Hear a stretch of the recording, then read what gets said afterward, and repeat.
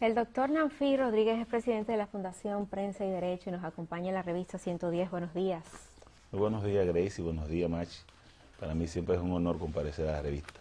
No, para nosotros es un gusto conversar siempre con usted. Siempre está en unas actividades de defensa a la comunidad y a los ciudadanos que nos parecen bastante interesantes. Mira, yo pienso que la construcción de una cultura constitucional debe pasar por el tamiz de la defensa de los derechos de ciudadanía en República Dominicana. No es una cultura que el dominicano asuma una posición de reclamo de sus derechos.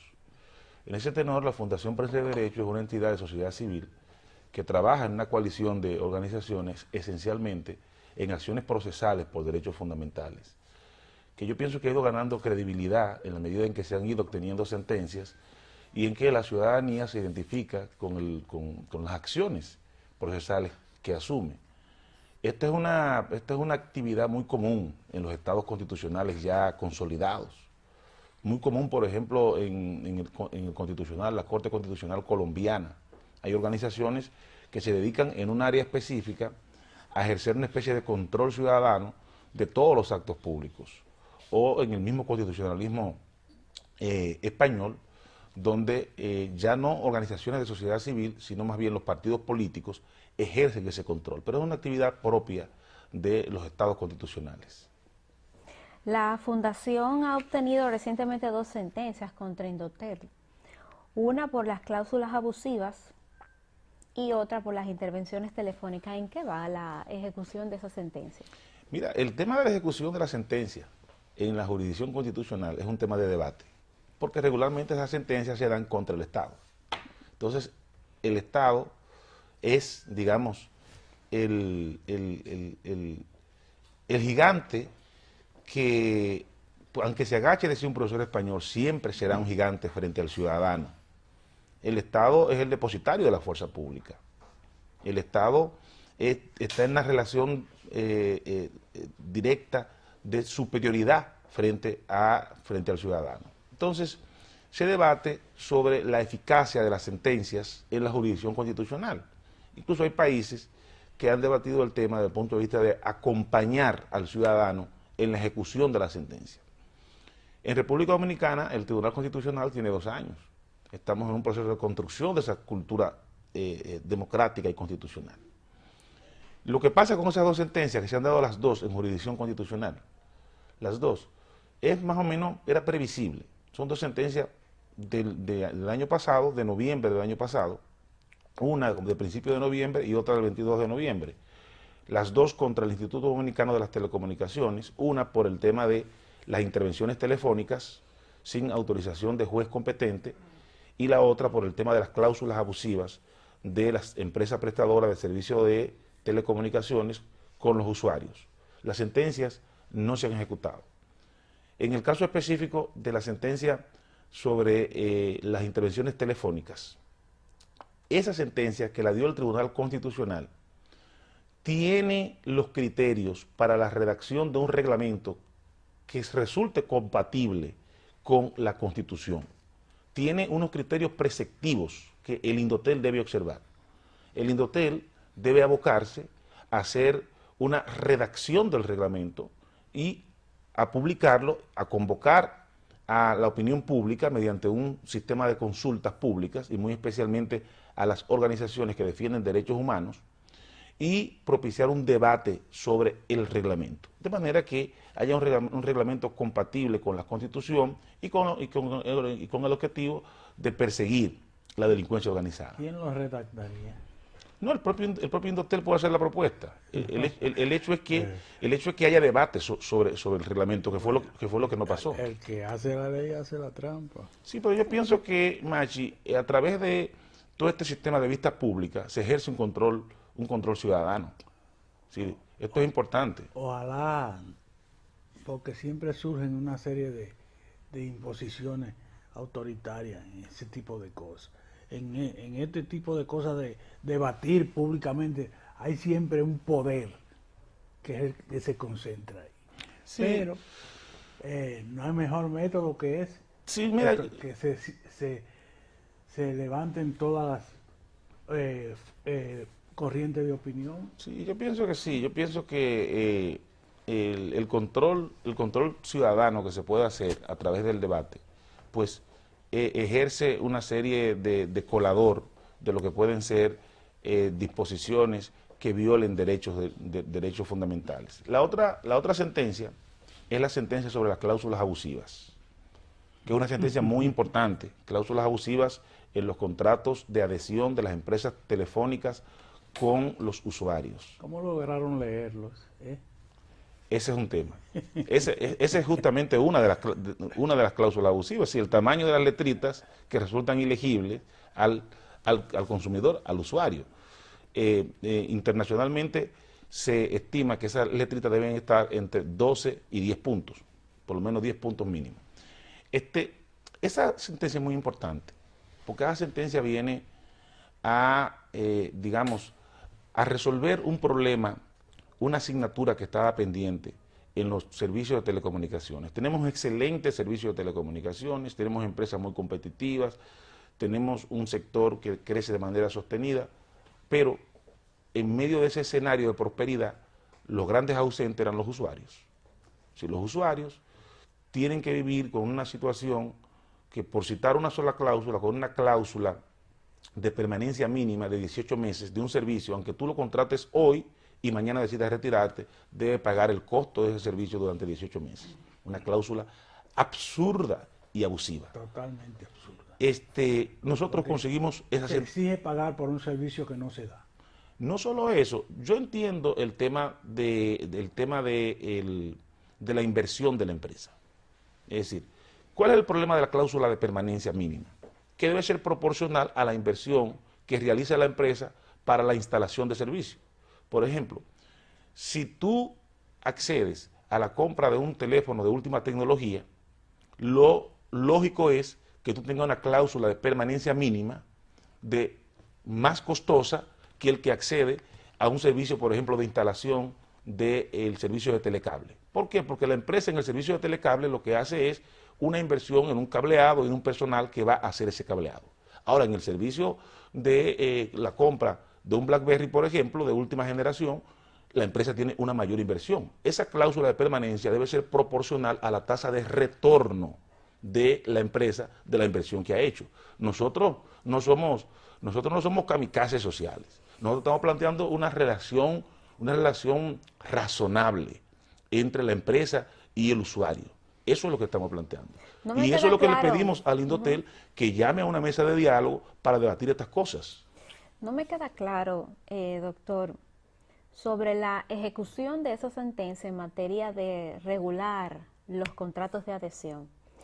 Es decir, un ciudadano acude a una empresa y el contrato de adhesión es eso, vela por los intereses de esa empresa. Usted inmediatamente lo firma, pues tiene que aceptar lo que dice ahí.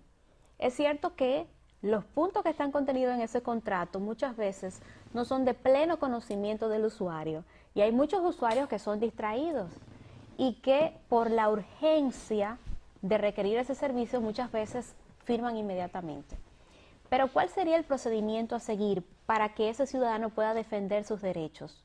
He visto en Latinoamérica que se utiliza que esos contratos de adhesión están inscritos, legalizados, depositados en el organismo que defiende los derechos del consumidor, el organismo los sella y ese usuario cuando va a buscar un servicio tiene que presentarle a esa empresa ese contrato que ha sido sellado por ese organismo que defiende al consumidor para que el usuario tenga la confianza de firmarlo porque ya ha sido revisado. Entonces aquí, ¿cuál es el procedimiento a seguir para que veamos estas realidades aquí?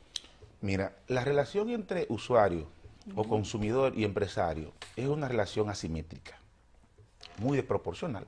Un empresario tiene toda la información, todo el poder económico, toda la fortaleza de su empresa frente a un consumidor o un usuario que tradicionalmente suele estar desinformado, no tiene, digamos, fortaleza económica y se encuentra en una situación de necesidad del bien o del servicio. Eso hace que el usuario contrate el servicio muchas veces sin ver las condicionalidades del servicio. esa relación asimétrica nos plantea entonces una intervención de parte del órgano regulador, que en este caso es Indotel, para velar por los derechos de ese usuario, de ese ciudadano desinformado, de ese ciudadano que anda con premura por la contratación de un servicio. El contrato de adhesión no es más que un formulario, es un formulario con unas cláusulas generales a las cuales las cuales suscribe todo el mundo. Entonces, esas cláusulas deben ser controladas por el órgano regulador. La función básica del regulador es, en esencia, primero, la vigilancia de una competencia sana, la defensa de la competencia y, segundo, la defensa del consumidor o usuario. El regulador es un ente público.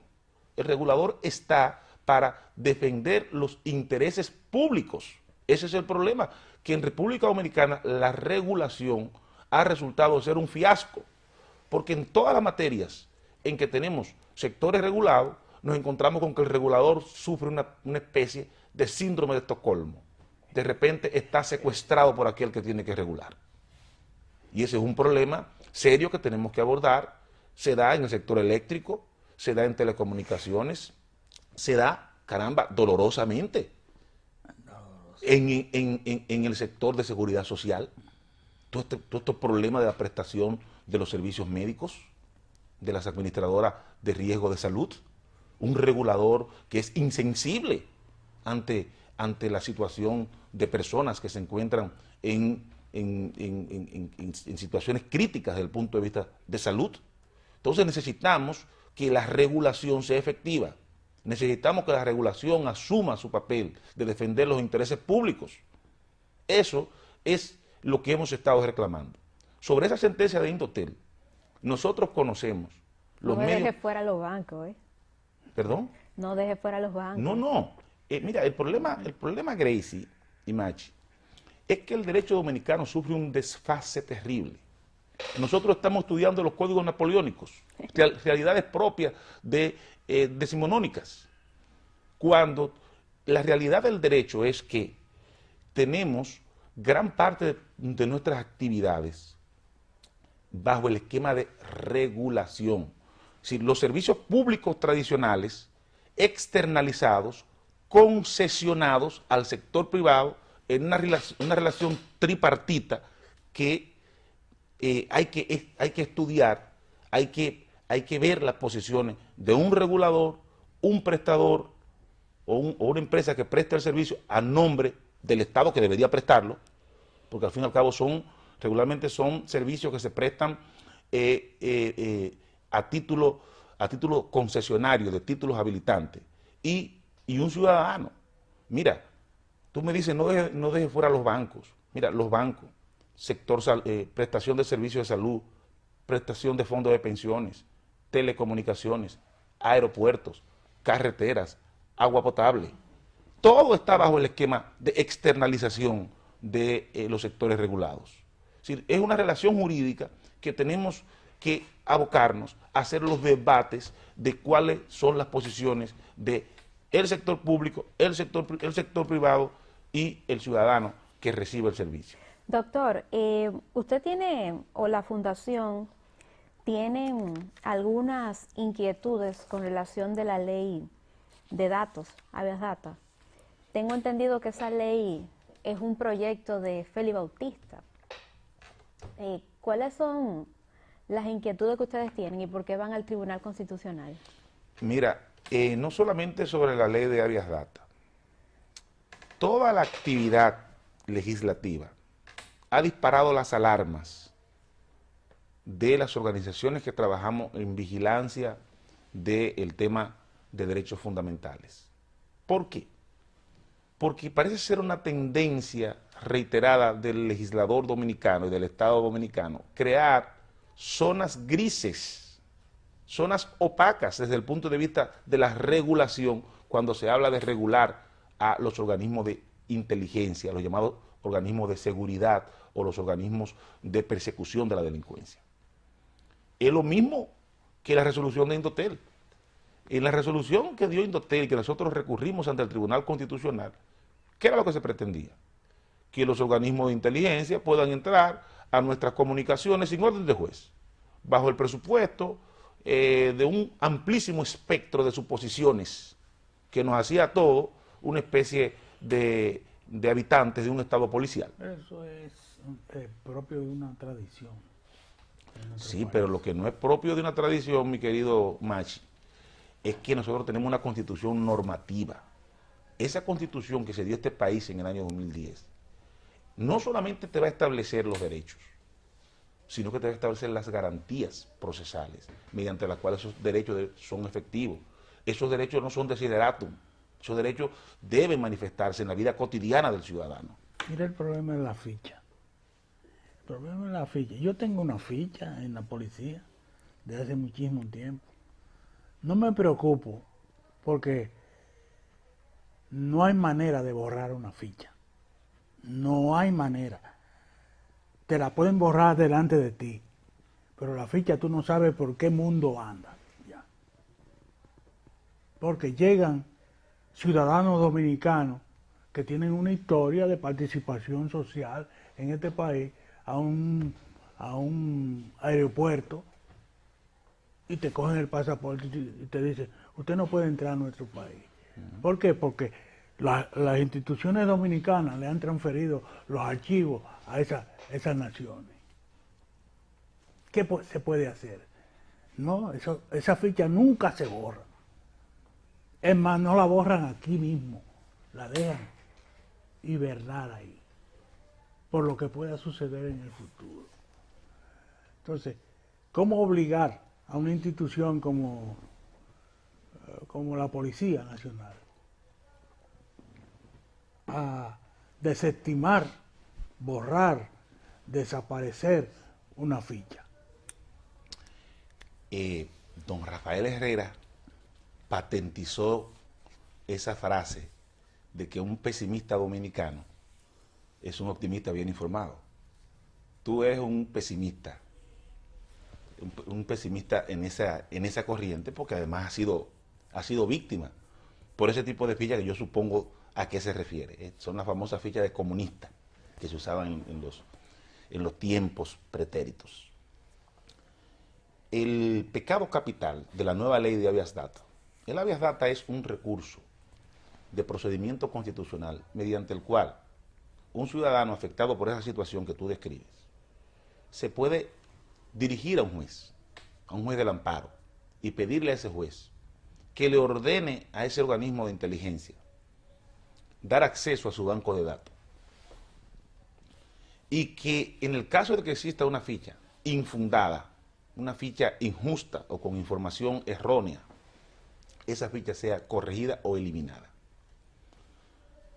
Y esto plantea una cuestión importante desde el punto de vista procesal. Tú dices, bueno, pero lo que tú dices, la dejan hibernar. ¿Cómo yo pruebo que existe una ficha sobre mí en un organismo de inteligencia? Si aquel que alega algo en justicia debe probarlo. Si la información no reposa en mis manos, sino que reposa justamente en manos de la persona o del órgano que yo estoy demandando. Y ese órgano no va a ser, digamos, tan pacíficamente procesal, te va a aportar esa prueba. Ahí yo pienso, Machi, que la labor de los jueces es importante.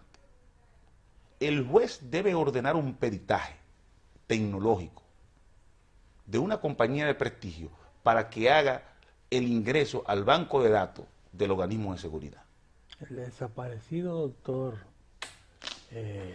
Dime Pablo estuvo en la dirección de migración. Un país amigo le pidió una conexión con su computadora. Él se negó rotundamente. Esos son datos específicamente de interés de la República Dominicana. Duró un mes más en el cargo, porque esa nación tiene mucho poder.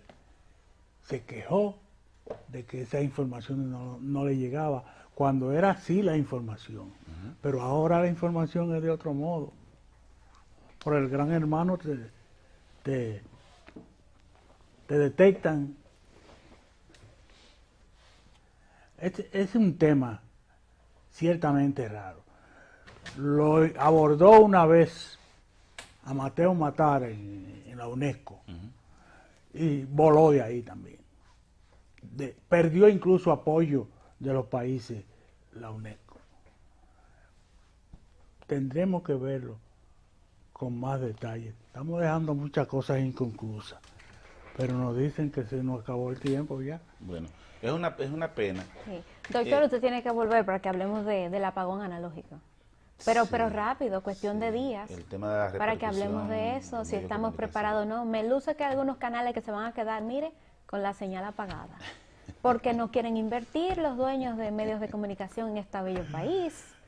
Bueno, sí. Así que vuelva para que A hablemos veces de el estos caso temas. de que no tenemos que invertir, con Machi, qué invertir. sigue con el pesimismo. Pero además todo el tema de la disponibilidad del bando de ancha que se va a dar, Sí. lo vemos solamente como un ámbito de aprovechamiento del sector privado. Yo creo que el gobierno, el Estado, tiene que hacer una distribución equitativa de ese bando de ancha, de ese ancho de banda, perdón, pero también aprovecharlo para desarrollar la prestación de servicios públicos, todo el tema de cobro de servicios públicos, todo el tema de la telemedicina, Muy todo el bien. tema de la educación. Doctor, la invitación es está importante. pendiente. Vamos a pautarlo, aunque sea para la semana que viene, porque es un tema Yo voy a estar fuera la semana que importante. viene, pero la de arriba con mucho gusto. Perfecto. Doctor Nanfi Rodríguez con nosotros en la revista 110. Amigos, gracias. Pasen todos buen día.